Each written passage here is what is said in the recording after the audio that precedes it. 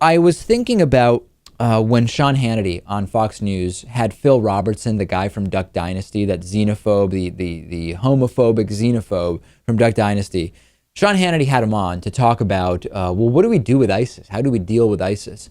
And it was very interesting. We talked about this about a month ago, that Phil Robertson's solution to ISIS was exactly the same position that ISIS has for those who don't subscribe to the ISIS mentality. This is the clip from that day when Phil Robertson was shamefully invited on as some kind of expert on foreign policy to the Sean Hannity program. This is just to refresh your memory. Check this out.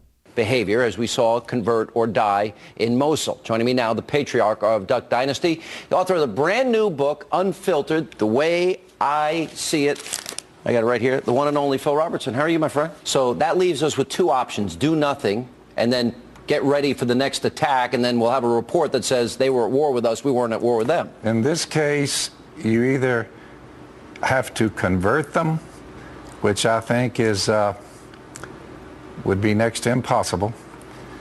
I'm not giving up on them, but I'm just saying either convert them or kill them. There it is. Convert them or kill them. So we have the position of ISIS, which is essentially indistinguishable from the position of Phil Robertson as to how to deal with ISIS. The confluence, the coming together of American radical right-wing Christianity and Middle Eastern radical extremist Islamic fundamentalism. And it's interesting because we have yet another example of this, because we now have learned that ISIS has banned the teaching of evolution in schools. The new Mosul curriculum in Iraq, allegedly issued directly by Abu Bakr al-Baghdadi, the reclusive leader of ISIS, stresses any references to the republics of Iraq or Syria must be replaced with Islamic State. That sounds pretty similar to what's going on in Texas with the textbooks. Pictures that violate the ultra-conservative interpretation of Islam will be ripped out of books. Anthems and lyrics that encourage love of country are now viewed as a show of polytheism and blasphemy. Those are banned, reminiscent of the restrictions on the First Amendment that we see from the American Christian right.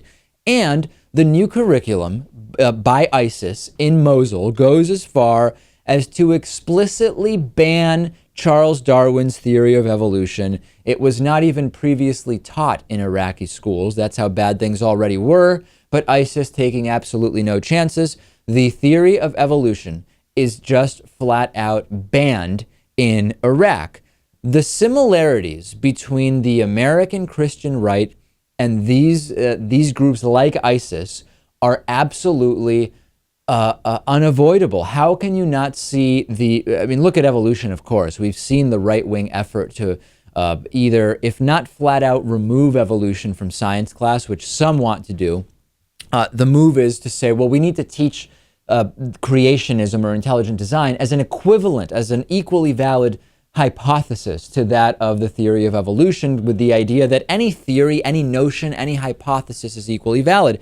And it is the exact same mentality, ladies and gentlemen. And if you think of groups like ISIS, Boko Haram, Hamas, Al-Qaeda, how can we ignore the similarities to right-wing fundamentalist Christian ideology, the subjugation of women, the homophobia, the anti-gay points of view, the racism and xenophobia, the willingness to very quickly go to violence and or threaten violence to achieve political goals, goals which in and of themselves are typically informed by religion.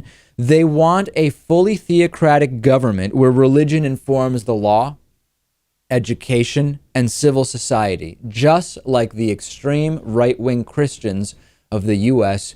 who claim to oppose this type of theocratic state. If you don't see it, you're either ignorant or you're deliberately ignoring it because you see it so clearly.